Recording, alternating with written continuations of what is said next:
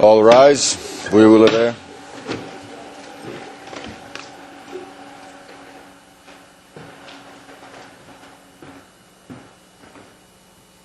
The International Criminal Court is now in session. L'audience de la Cour pénale internationale est ouverte. Please be seated. Vous asseoir. Thank you very much. Court officer, the case, please. Good morning. Situation in the Republic of Kenya. In the case of the prosecutor versus William Samoei Ruto and Joshua Arap Sang, case number ICC 0109-0111, and for the record, we are in open session. Thank you very much. Appearances? Morning, Your Honours. For the prosecution, Anton Steinberg, Regina Weiss, Laura Renton, and case manager Yasmina Soljanovic. Good morning, Your Honours. The same. Thank you. It's David Hoop and Kareem Khan, Ms. Vajaj, Ms. Laurie, and Ms. Gerard Rodriguez. Thank you. Good morning. Our team remains the same this morning.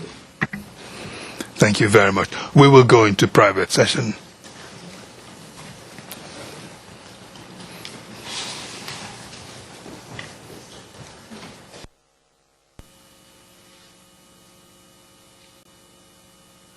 We are in open session, Mr. President.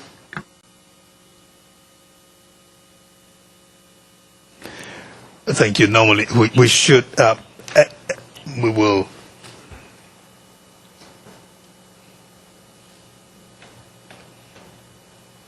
Why don't we rise and come back in 15 minutes?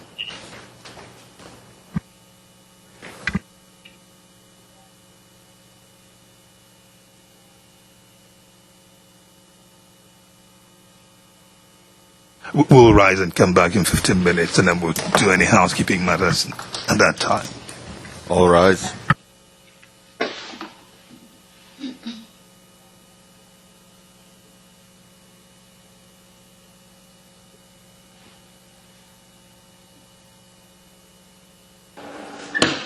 All rise. We will adhere.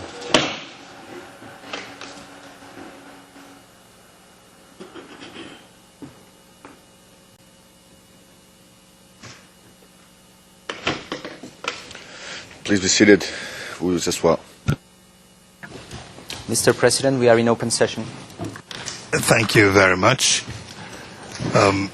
There was one matter that Mr. Khan was beginning to raise yesterday, but at that stage we did not want to engage in that discussion then. We want to return to it very briefly. We want to do that in less than 10 minutes. Quick view. Ms. Khan was beginning to talk about Rule 68. The point you were making was that in light of the fact, I'm speaking to Mr. Khan now for the record, in light of the fact that the prosecution had indicated a few times that they may or that they will be making a Rule 68 application at some point, that clarity needs to come to view on when that will be done. Isn't that the case? Indeed, and there was another basis for it, Mr. President, Your Honours, is that if it seems that a lot of evidence is being led on the grounds that it is relevant to a pending Rule 68 application, if it's clear that that avenue is not available to the prosecution, it would obviate in large measure, or at least in some measure, the need for the evidence that the prosecution is seeking to elicit from the witnesses. So clarity at an earlier stage, in my respectful submission, would help advance proceedings. Prosecutor, are you able to quickly react? Briefly, Your Honours, I take issue with the fact that large amounts of evidence have been led which are solely relevant to Rule 68. To date, with the 3 witnesses we've had to deal with, all of the evidence in relation to Article 70 investigations or possible corruption has been relevant to credibility. as well as to a possible Rule 68. So I don't think that we are wasting any time that we wouldn't have needed to use anyway. Your Honours, in the prosecution submission, it would be far more preferable to combine, to assess at the conclusion of the evidence of the summons witnesses, the extent to which, or the witnesses to which we would intend to make such an application, and to make a joint application, rather than to do it piecemeal and have up to 9 separate applications under Rule 68. Apart from the judicial economy considerations, there are also considerations of the large overlap between the cases or the evidence which the prosecutor would rely on in respect of the various witnesses. There's no secret the prosecution will submit that there is a concerted attempt to interfere with witnesses, and the witness of each, the evidence relating to each witness will be mutually reinforcing to the evidence relating to the other witnesses. So to divide them up and deal with the matter piecemeal would, in our submission, not give a fair reflection of the evidence, and would not be an efficient way to proceed. So the prosecution submits that as soon as these witnesses have been concluded, or if the court were to so order, as soon as perhaps at the end of the next session, once the majority have been concluded, if there's only 1 or 2 remaining, we submit that at that stage would be the opportune moment to submit such a filing. Mr. President, perhaps I wasn't clear in what I was proposing. It's quite correct that if, for the sake of argument, the amendment, Rule 68(2), I think it's D, if for the sake of argument that's applicable, of course the prosecution would wish to make the application once witnesses have been heard. And whether it's 9 applications or 1 consolidated application, that can be put forward and litigation can take place and the bench rule upon it. What I'm saying is that a much more basic issue needs to be addressed. The legality question. Indeed. Yeah. Is it applicable at all? We say it's clearly not. I use the word, the prosecutor was present during those ASP deliberations. It's clearly not retroactive.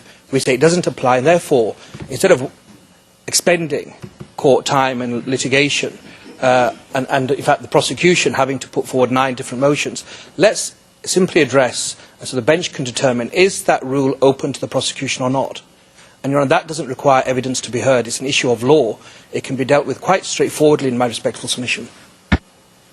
Mr. President, if I may, very briefly, just to add, because there is an additional unfairness the longer we wait, and I think that isn't particularly the situation to our case. Very often we are facing a situation where we don't know if we should challenge evidence that wasn't led by the prosecution, which is in a statement, and we are asked to then bring out incriminating evidence against our client and then try to undermine it. There is a huge unfairness, and if this is not necessary because these statements are not going to be admitted, I don't believe. Who asked you to bring out incriminating against your client and then undermine it? Mr. President, sometimes there are paragraphs in statements that haven't been led by the prosecution, but if this statement comes in as a statement of truth, if the contents of truth are going to be admitted, then there is evidence and we don't know. If we haven't challenged it, we don't know the situation. Is that then evidence that can ultimately be held against Mr. Sang, then we should have been in a position to challenge it. So we are. What you meant was that the circumstances impel you to feel that you have to highlight those items and then undermine it. Is that what you're saying? Because of this uncertainty. No, but I just wanted. Indeed. Okay, good. So because of this uncertainty, yes, whether or not these statements will be admitted. Mr.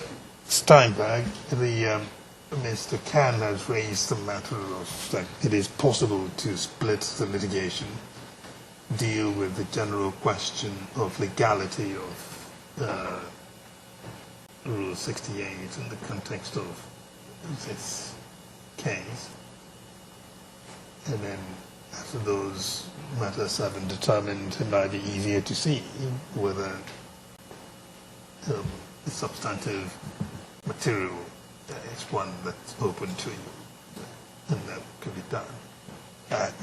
Is that not something that could be done? Your Honours, it's certainly possible to do it. From the prosecution's perspective, we would prefer not to argue the issue in abstract, but rather against a concrete background. But this is certainly something which is within the discretion of the Chamber to decide. I should perhaps add that the basis upon which the prosecution will rely is not strictly limited to Rule 68. The prosecution will submit that even without Rule 68, the Chamber has a wide discretion to admit evidence, which includes the evidence of prior statements. So this is not a new event or a new peril that the defence faces, but rather a new procedure by which the prosecution may admit those things. So I thought I'd flag that. So it's not as narrow as is Rule 68 retroactive or not. We say that even prior to the enactment of Rule 68, it would have been possible to admit these statements, or the Chamber had a discretion to admit these statements. But that's a different question, isn't it? It's a different question. The question now is whether Rule 68 is engaged, or whether you indicated you may be doing that. If you make the choice that you do not want to go the route of Rule 68, then perhaps the discussion right now may not have happened. It becomes now a question of whatever avenue you urge at the end of the day for the Chamber to take, whether the parties are opposed to it, against you, would oppose those avenues. Your Honours, I submit it's not quite so simple. These are not necessarily, there's no bright line necessarily between these two procedures, and indeed, I anticipate that the prosecution will argue in the alternative, one or the other. So they are inextricably linked. And the reason why that's important is because even if we were to dismiss the issue of the applicability or the retroactive application, which we say is not actually retroactive, but the application of Rule 68, even if that were to be dismissed, that doesn't end the matter. We still have the position that the prosecution will say, well, in any event, we're going to argue for the admission of these statements under Rule 69. So both issues will have to be argued in the negative, or else we will be impelled to continue along the same lines that we have been thus far. I'm not sure if I've made that entirely clear. Mr. President, in our respectful submission, it's important not to conflate issues. And in fact, what my learned friend has stated today shows some of the difficulties that the defence labour under, that it seems to be evolving. Originally it was 68. Now it's in any event, you can do it. 69 has been mentioned for the first time. And of course, one is surprised about how one could conceive that is applicable. But we simply say this is the paradigm example for an issue to be taken at the earliest stage. It's very clear. It is a bright line. There couldn't be a clearer bright line, perhaps, whether or not that provision that the prosecution has mentioned at least 3 times in court on 3 separate occasions as the basis of questions, the basis of evidence being elicited, we can just simply rule, we can simply put submissions forward to the bench to determine, is it applicable? If it's not, Your Honours, of course the prosecution, with the leave of the court, can put forward other admissions in their attempt to get statements that witnesses have spoken to before the court. But, Your Honours, one does not prevent the other. Let's stop the discussions there. We're not making any ruling right now. The Chamber will reflect on the discussion, and then we'll get back to you and communicate our position to you. Your Honours, if the Chamber is so minded to make an order like that, the prosecution would simply request that a question of law be framed upon which both parties could then make their submissions. And my only request would be that the question of law would not be limited to Rule 68, but would rather be, is the prosecution or does the Chamber have the discretion to admit prior statements of witnesses in circumstances where they have recanted or been improperly interfered with, something along those lines. But I plant that seed and leave Your Honours to mull on that. I will have to give Mr.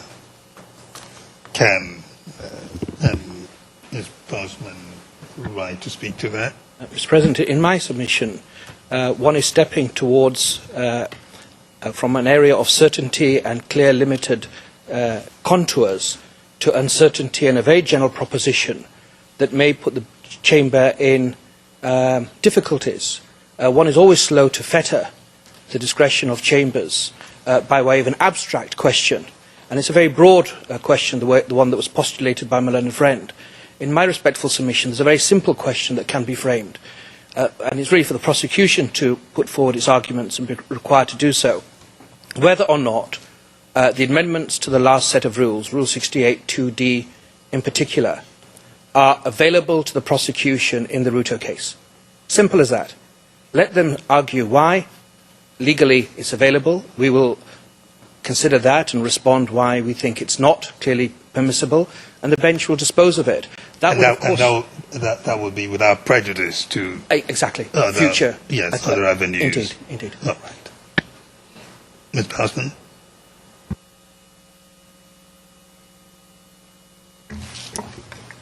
Mr. President, we hear for the first time that the prosecutor is looking for an alternative ground to Rule 68. But if there's going to be an alternative ground alleged, I think we still would rather have that dealt with as soon as possible also. So in the abstract, in that sense, we have a different position from the Ruto team and would prefer to have that also dealt with before. The alternative ground as well? If Your Honours would accept an alternative ground, which obviously we say is not fair in circumstances, particularly because it's new and we've never heard it before, but we still prefer that to be dealt with as soon as possible, rather in the abstract, rather than going towards the end. Then at least we know where we're standing on these statements. All right, we will stop the discussion there. As I said earlier, we will get back, communicate any directions we may have in that regard to be notified to the parties, either orally or in writing. For now, we'll return to the testimony of the witness on the stand.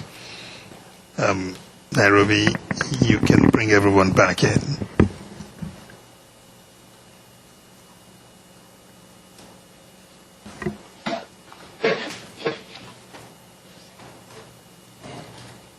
Mr. President, we can hear you now. Thank you. Witness, thank you. Welcome back. Mr. Hooper will continue questioning you. Mr. Hooper, we're in public session. Yes, grateful. And may I just make plain that for our part, we don't feel any sense of obligation to touch any issues in these statements that have not been quite specifically, very specifically addressed by the prosecution. Good morning, Mr. Witness.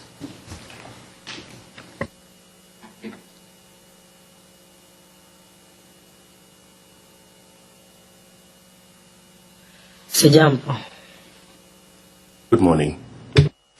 Mr. Hooper, I want to connect that last remark to something so it makes sense on the record. You are obviously speaking in reaction to the exchange I had with Ms. Bausman, who said earlier that they feel obligated or impelled to canvass matters not dealt with. That's what you were speaking to. Yes. Yes. Yes, indeed. Please proceed. Just one line to add. We're saying we are in this uncertainty. That's what I want to clarify, whether or not we should go there or not. And that's all because we don't know the extent to which these statements will be admitted. Your Honours, from the prosecution side, we say that if if my learned friend feels that way, he does so at his peril. We've given fair notice of what we intend to do with these documents. We will litigate the matter when the time comes. The arguments would have to be made. Mr. Hooper, proceed, please.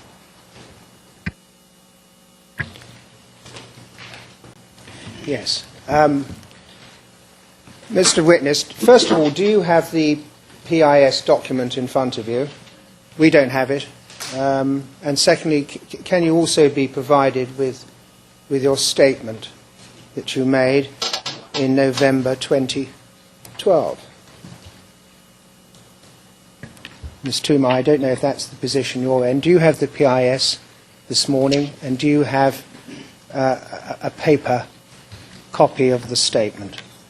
Mr. Hooper, the PIS is beside the witness, and the witness statement and OTP 0087-0031, redacted version number 5, is also provided to the witness in paper copy. Thank you very much. And can we have a copy of the PIS? Can I just confirm we're talking about the prosecution PIS? Yes, I'm not going to develop our own because it's, Very well. we said Your earlier, Honours, really complicates the yes, situation. we have it here. We'll hand them out this morning. Your Honours, I do note that did we give it a number? I don't believe we've given it a number yet either, but I'll deal with that a bit later. Ms. Court Officer.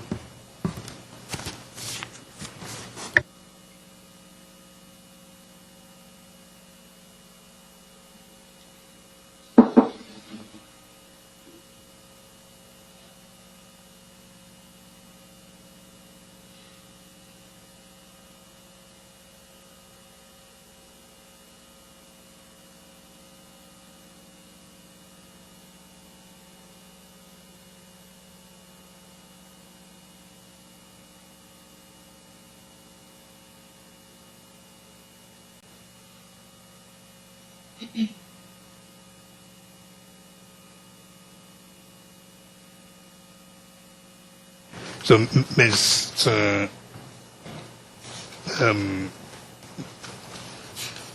Steinberg, the one you've just handed up does not have the addition of location 5 and person number 13. Is that the case? That's the case, Your Honours. My omission. We should have updated that last night.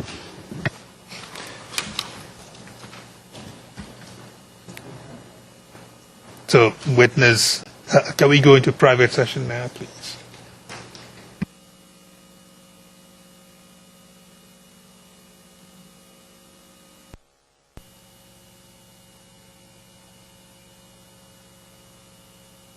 We are in open session, Mr. President.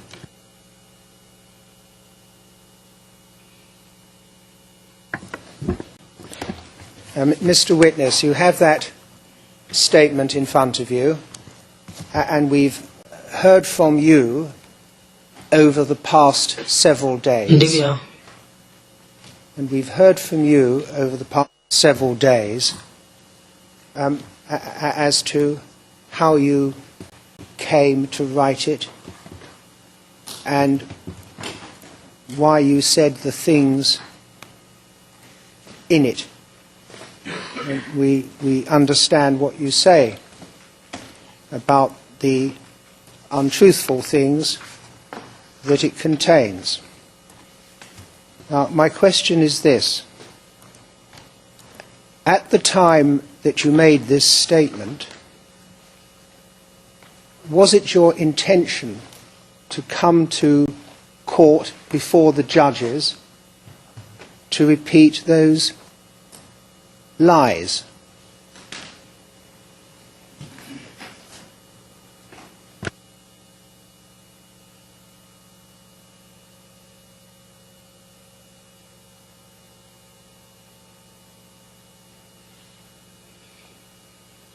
Nilikuja na nia ya kusema ukweli. My intention was to tell the truth. Right, so you make a statement, and you tell lies in the statement. Now, I'm asking you about the time when you wrote the statement back in November of 2012. When you wrote that statement in 2012, was it your intention to indeed be a witness or not?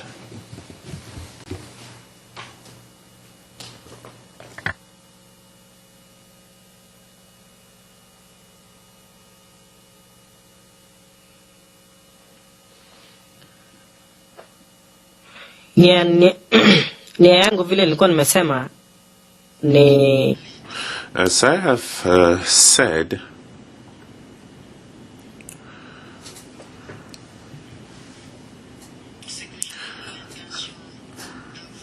my intention was to have the benefits that had been promised to me, but I did not know that I was going to come here to be a witness.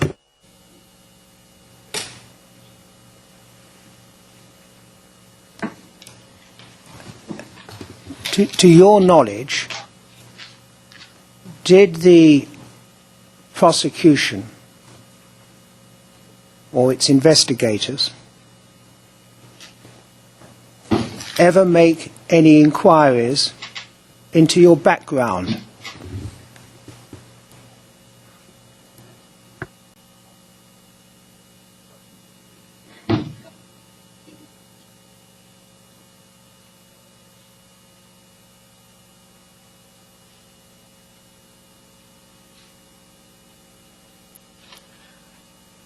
unifafanulie ni kufanya upelelezi nikiwa station. Please kindly explain to me, are you talking about an investigation when I was at location 4 or at my current place of residence? To your knowledge, did the prosecution investigators ever, for example, come to Turbo or to where you claim to live to check up on your story? Do you know if they ever did that?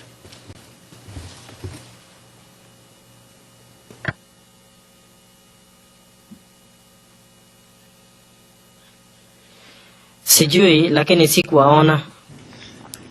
I do not know.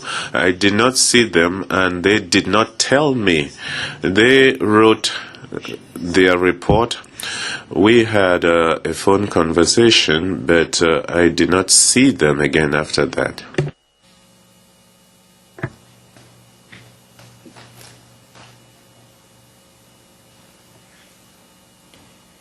If anyone had, for example, gone to location 1, you see location 1 on the PIS form, we're not going to mention it by name. If anyone had gone to location 1 to look for you, Ndivyo. right? If anyone had gone to location 1 to look for you, would they have found you there?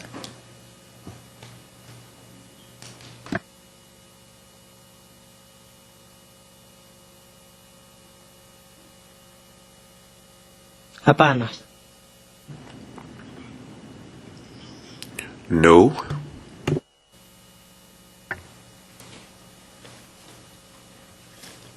Now, I'd like to ask you a little about your personal circumstances.